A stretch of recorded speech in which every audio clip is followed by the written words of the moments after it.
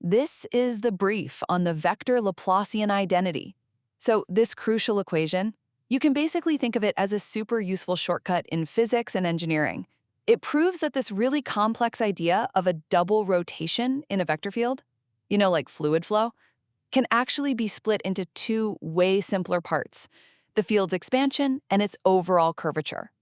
All right, first up, the formal proof is in the source material, yeah? But what you really need to get is how this identity mathematically separates different kinds of energy in the field. It confirms that the energy driving rotation, that's what we call the curl, is totally separate from the energy that causes stretching or squishing, which is the divergence. And, well, that makes modeling complex fluids so much easier. Second, this identity is great for isolating specific effects. So imagine a field controlled by just two variables. Let's call them A and B. You see this really clean split.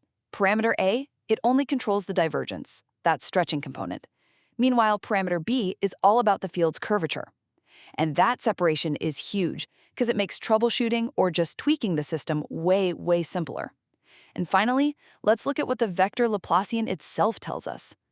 See, the curl measures rotation at specific spots, and that can change all over the place. But the vector Laplacian, that gives you the total curvature of the whole field. So when we zero in on that term controlled by parameter B, we find that B is solely responsible for creating a uniform curvature across the entire system. So really, the vector Laplacian identity is this incredibly powerful tool that lets us dissect complex field movements into simple, predictable parts: rotation, stretching, and curvature.